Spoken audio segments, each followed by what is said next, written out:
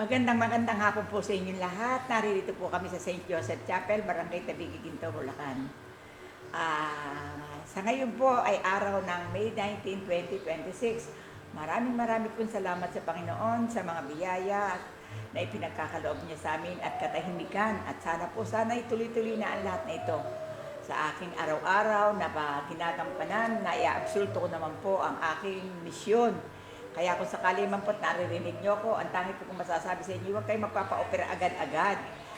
Medyo kukuha ka rin ng panibago o another option sa kapwa-tao. Kasi po, ipakikita ko po sa inyo ngayon ang nagpagamot sa akin, taga-Tarlac. Si Mami po, eto po siya, si Mami. Tayo. Tayo, marap sa tao. Ito po ang magsasalita po siya, medyo mahina ang tenga. Ito po ang nakuha ko sa kanya. Yan, harap yan. Yan, harap. Ayan. Ito po ang nakuha ko sa kanya. Ito po, nakapaloob sa hindi po kaya ipaliwanag. Kaya marami pong salamat. At kung kayo po merong hiniisip, ako po naririto at lagi naman po ako nakahanda. Ito po nakuha ko sa kanya. Ayan po ang kinuha ko sa kanyang mga dumi ng katawan. Kaya hindi ko na po pahabaan. Maraming pong salamat sa Panginoon.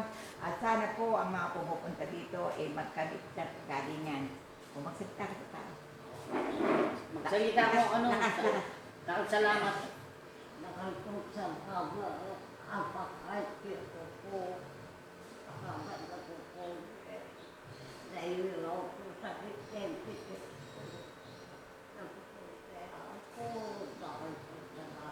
Ito po nakuha ko sa kanya. Talaga pong siya po ihi ng ihi. Siya po taga-Tarlac.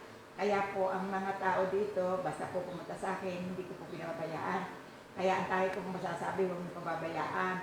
At ito po aking lugar duktong buhay, lalo po yung mga sa dumi ng katawan, diabetes, colon, at marami pang iba. Lalo naman po sa bato. Huwag kayo basta-basta agad nagpapadialysis. Kasi pag po kayo nagpadialysis, hanggang 3, 1 linggo, napakalaki pong sakit ng ulo niyan.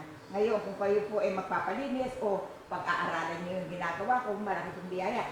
Hindi ko na po pakahabaan at maraming pong salamat sa inyo sa lahat po na nagpapalo up sa akin. Nagpakita lang po ako na May 19, 2026. Maraming pong salamat. Bye-bye po. St. Joseph. Salamat po.